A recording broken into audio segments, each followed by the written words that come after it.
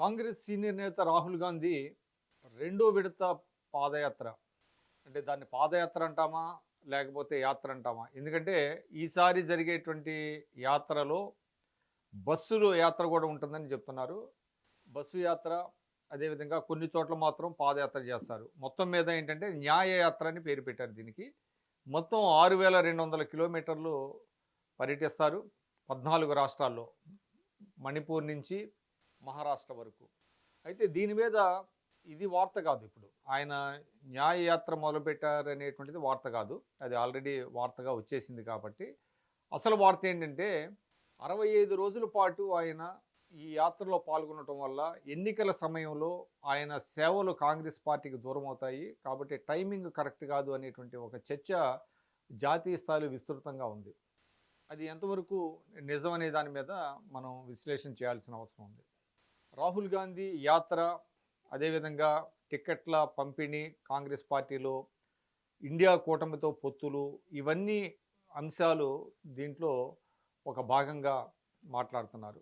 నిజానికి రాహుల్ గాంధీ కాంగ్రెస్ పార్టీకి సేవలు అందిస్తున్నప్పటికీ కూడా ఆయా రాష్ట్రాల్లో జరిగేటువంటి టిక్కెట్ల పంపిణీలో ఆయన జోక్యం ఉండటం లేదు. దానికి కొన్ని కమిటీలు వేశారు. ఆ కమిటీలు స్క్రీనింగ్ కమిటీలు, ఆ కమిటీలు అదేవిధంగా సిడబ్ల్యూసీలో కమిటీలు, వీళ్ళందరూ కలిసి కూర్చొని చర్చించి నిర్ణయాలు తీసుకుంటున్నారు తప్ప రాహుల్ గాంధీ స్వయంగా ఏ అభ్యర్థిని ఎంపిక చేస్తున్న పరిస్థితి లేదు.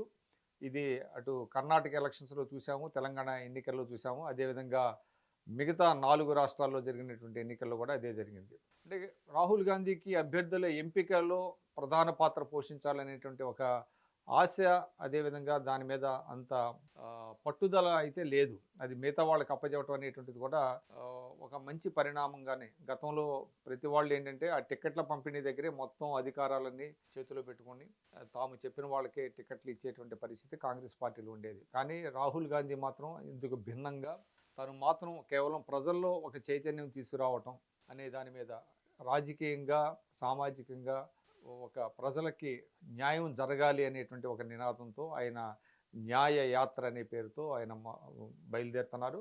అయితే ప్రతిపక్షాలు దీన్ని విమర్శించడం, ఎన్నికల సమయంలో ఆయన వెళ్ళిపోవడం అనేటువంటిది ఆ పార్టీకి నష్టం చేకూరుస్తుంది అనేటువంటి ఏదైతే వాదన ఉందో అది పెద్దగా దాంట్లో పసలేదని అనుకోవాలి. ఎందుకంటే ఆయన యాత్ర చేసే సందర్భంగా రాజకీయ ప్రకటనలు, రాజకీయ ప్రసంగాలే ఉంటాయి.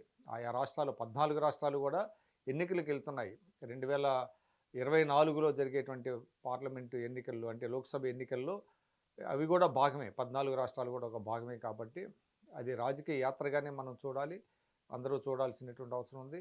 కాబట్టి ఎన్నికల ప్రక్రియలో ఆయన భాగస్వామి కాకుండా దూరంగా ఉండటం అనేది ఆ పార్టీకి నష్టం జరిగేటువంటి అవకాశం లేదు. ముఖ్యంగా ఆ పార్టీకి జాతీయ స్థాయిలో అధ్యక్షుడిగా మల్లికార్జున ఖర్గే ఉన్నారు. ఆయన చాలా సీనియర్ మోస్ట్ పొలిటీషియను, అనేక ఎన్నికలను చూసినటువంటి వ్యక్తి.